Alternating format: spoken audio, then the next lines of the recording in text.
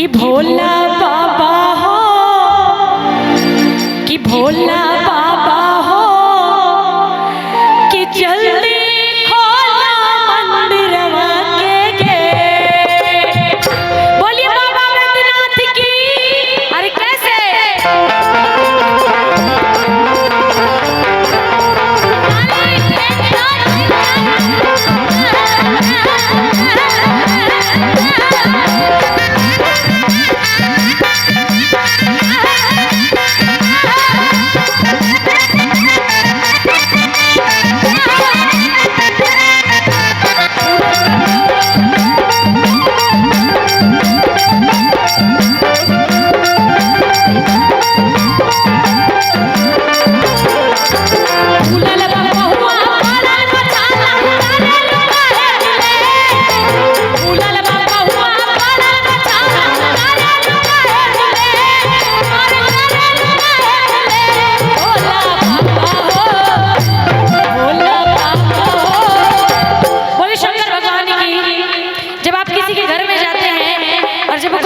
खेलता है तो कितना जोर जोर से पीटते हैं कि जल्दी खोले, पीटते हैं हाँ या ना बोलिए।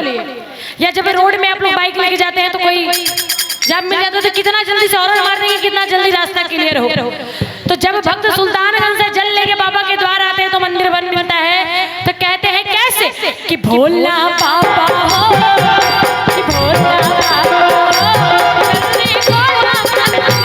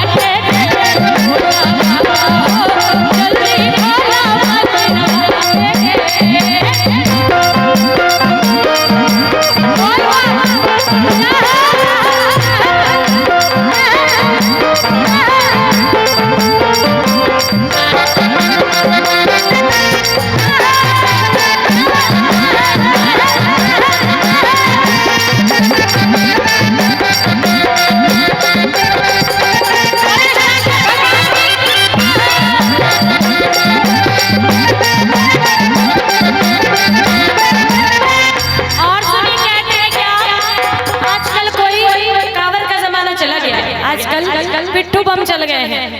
पर आप जब हरिद्वार जाइएगा वहां का जब कांवर देखिएगा तो लोग 125-25 किलो का कांवर लेके जल चढ़ाते हैं। तो एक भक्त सुनिए कहता है क्या कि भारी कांवरवा में जल भर के